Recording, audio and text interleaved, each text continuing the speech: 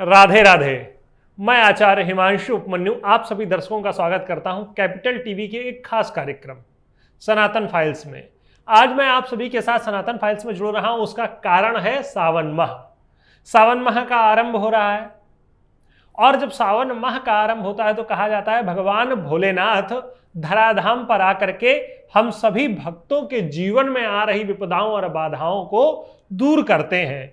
सावन आता है तो एक प्रश्न बहुत बढ़ जाता है, अपने घर में कौन सा शिवलिंग रखें, किस समस्या को दूर करने के लिए कौन सा शिवलिंग रखना घर में उचित होगा।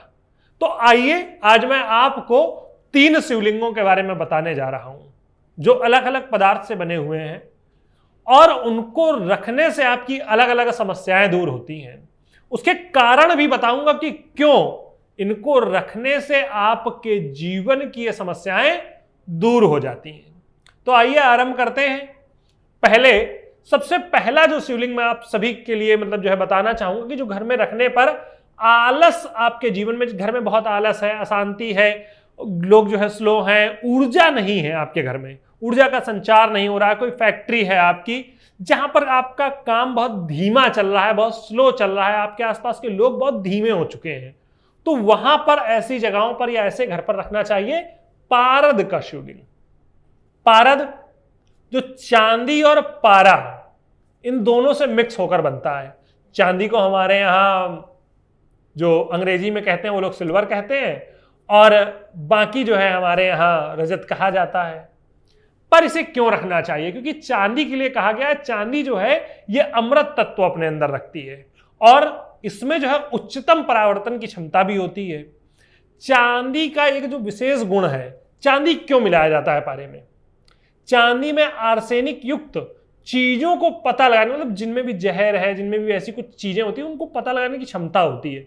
जब आप देखेंगे तो पुराने समय में चांदी के पात्रों में ही राजा महाराजा भोजन किया करते थे। उसका एक विशेष कारण था कि चांदी में करते थे। और दूसरी चीज, जैसा कि मैंने कहा, घर में आलस है तो चांदी वो किसी भी तौर पर विद्युत जो एनर्जी होती है, पावर को चलाने का सबसे बढ़िया माध्यम होता है। सबसे तेज अगर पावर कहीं ट्रांसफर होता है तो वो चांदी में होता है।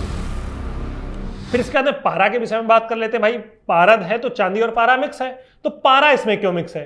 पारा जिसे मरकरी कहा जाता है, बहुत सारे लोगों ने देखा होगा पारा।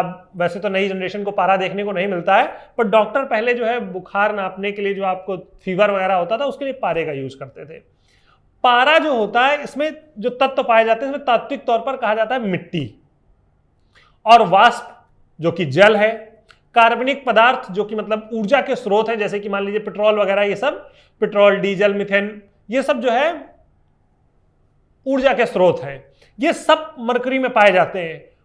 पंच तत्व का वाहक होता है पारा। वो 5 तत्वों में एक साथ जा सकता है, जैसे कि आकाश, पृथ्वी, जल, वायु, अग्नि, ये 5 तत्व जो हम सभी लोग जानते हैं, इन सभी में ट्रांसफर हो सकता है और हमारा शरीर उसी से बना है। जब हमारे शरीर के अंदर ऊर्जा जाएगी, जब हमारे आसपास पारा होगा तो हमारे शरीर के अंदर ऊर्जा जाएगी, एनर्जी जाएगी। चांदी इसलिए क्योंकि चांदी उस एनर्जी को वहन कर सके, उसको ट्रांसफर कर सके, इसलिए पारा और चांदी। तो हम तार्किक है सनातन धर्म बहुत। जब हमारे शरीर के अंदर उस पारे की एनर्जी जाएगी, अगर पारे से आप डायरेक्टली इन्वॉल्व हो जाते हैं, उसके साथ उसके टच में आ जाते हैं, तो आप बीमारियों का घर हो जाएंगे जीवन में। पर जब चांदी के साथ आते हैं तो इन बीमारियों, पारे का जो कनेक्शन होता है वो आपके शरीर में प्रॉपर नहीं आता है, जिससे आप बीमारियों की जगह ऊर्जा का संचार आपके शरीर में बढ़ने लगता है। तो इसलिए जिनके घर में आलस है, ऊर्जा की कमी है, जिनके व्यापार क्षेत्र में, वो पारद का शिवलिंग अपने घर में रखें और उसकी पूजा करें। इसके बाद अगला शिवलिंग मैं जो आपको सजेस्ट करने जा रहा हूं, स्फटिक। स्फटिक का शिवलिंग रखें। पर किस लिए रखें? स्फटिक का शिवलिंग रखें जिनके जीवन में शांति नहीं है, बहुत परेशान है कि बहुत सारी समस्याएं, शांति नहीं है, और उसके साथ में धन की कमी हो, या विद्या प्राप्ति के लिए, बुद्धि के लिए, या घर में बहुत तपन रहती है, अजीब सी आपको तपन महसूस होती है, तो स्फटिक का शिवलिंग रखें। क्यों? क्योंकि रॉक क्रिस्टल से बनता है स्फटिक। ठीक, एक चीज होती है एक्रिलोनिट्राइल, जो शरीर के संपर्क में आने में पारे जैसा व्यवहार करती है। जैसे मैंने पारे को बताया ना कि पारा आपके शरीर में आ जाए तो बहुत सारी बीमारियों को घर कर देता है, पर ये डायरेक्टली जब आपके शरीर में नहीं आती है तो आपके लिए बहुत लाभकारी होती है। क्योंकि स्फटिक जो है दो चीजों से, मैंने रॉक क्रिस्टल और मतलब जो है जल से बना हुआ, जैसे कि मैंने बताया पृथ्वी तत्व और जल तत्व से बना हुआ है, तो इसमें जल प्रतिरोधक क्षमता होती है। जल प्रतिरोधक क्षमता आप समझते हैं, जल प्रतिरोधक क्षमता होना मतलब किसी फोर्स को रोकना, किसी ताकत को रोकना। मैंने क्या कहा, जीवन में शांति के लिए जब आपके जीवन में नकारात्मक ऊर्जा बहुत तेजी से आती है तो स्फटिक में वो क्षमता होती है कि किसी भी चीज का प्रतिरोध कर सके, उसको रोक सके, फोर्स को रोकने की क्षमता होती है। इसीलिए स्फटिक का शिवलिंग घर में रखने से अशांति रुकती है और जीवन में शांति आती है, स्थिरता आती है। जब आप स्फटिक को कभी स्पर्श करेंगे तो ठंडा होगा। इसीलिए मैंने कहा कि विद्या प्राप्ति के लिए भी उपयोगी है, क्योंकि जब आपका मस्तिष्क शांत होगा तभी तो आप अपनी विद्या को अपने मस्तिष्क में स्थापित कर पाएंगे। जो आप पढ़ेंगे वो स्थापित हो पाएगा और घर में ठंडक रह पाएगी। तो यह था दूसरा शिवलिंग। अब जानते हैं तीसरा शिवलिंग, नर्मदेश्वर। नर्मदेश्वर शिवलिंग, उसके कई खास कारण हैं कि उसे घर में क्यों रखना चाहिए।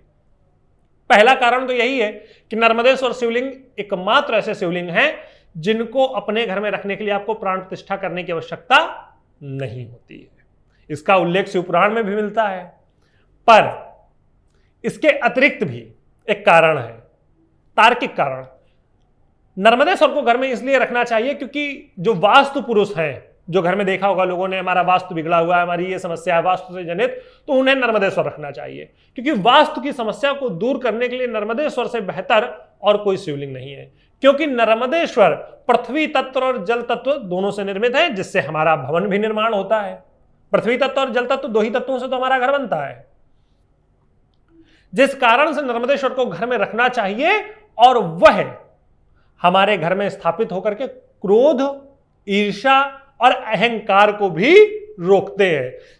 जिनके जीवन में क्रोध से जुड़ी हुई समस्या है वो स्फटिक और नर्मदेश्वर दो का पूजन कर सकते हैं।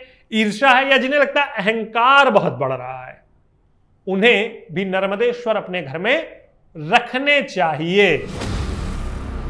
और नर्मदेश्वर रखने का एक मूल कारण, जैसा कि मैंने बताया, पृथ्वी तत्व। पृथ्वी तत्व ही पांचों तत्वों का मूल आधार है। जब तक पृथ्वी नहीं होगी पांचों तत्व सरवाइव कैसे करेंगे, कैसे ट्रांसफर होंगे? तो उसके लिए पृथ्वी का होना बहुत आवश्यक है।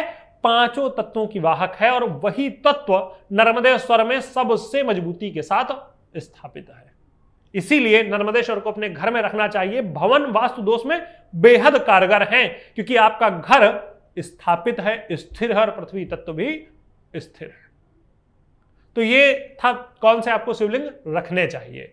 अब बहुत लोग कहते हैं घर में शिवलिंग रखने पर प्रतिष्ठा नहीं करानी चाहिए। जैसा कि मैंने कहा, नर्मदेश्वर में प्रतिष्ठा की आवश्यकता नहीं है, क्योंकि नर्मदा के कंकड़ में शंकर होते हैं।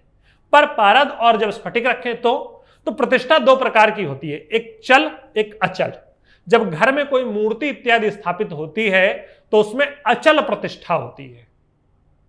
सॉरी, काट देना, ये प्रतिष्ठा को दोबारा से ले लेना। एक प्रश्न और बार बार उठता है, जहां से मैंने प्रतिष्ठा के बारे में बोला वहां से दोबारा लेना है। एक प्रश्न बार बार उठता है कि घर में शिवलिंग रखकर प्रतिष्ठा नहीं करानी चाहिए, किसी मूर्ति की घर में प्रतिष्ठा नहीं करानी चाहिए। तो प्रतिष्ठा दो प्रकार की होती है, एक चल, एक अचल। जब घर में हम कोई मूर्ति रखते हैं, चाहे वो लड्डू गोपाल हो, नर्मदेश्वर हो, पारद के शिवलिंग, स्फटिक के शिवलिंग हो, या और कोई मूर्तियां हो, तो उनमें चल प्रतिष्ठा होती है। चल प्रतिष्ठा के मुहूर्त अलग होते हैं और अचल प्रतिष्ठा जो मंदिरों में की जाती है उसके मुहूर्त अलग होते हैं।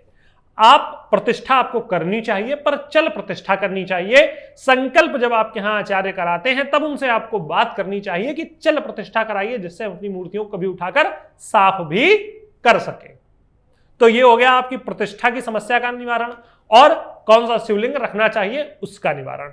बाकी सावन है, शंकर जी पर जल चढ़ाइए और शंकर जी से अपने जीवन के जुड़े हुए जो भी व्याधि हैं, विपदाएं हैं, उनको दूर करने का वरदान मांगिए। मैं आपसे पुनः मिलूंगा किसी तार्किक कारण के साथ कि क्यों आपको अगला कोई सनातन धर्म से जुड़ा हुआ कार्य करना चाहिए। राधे राधे।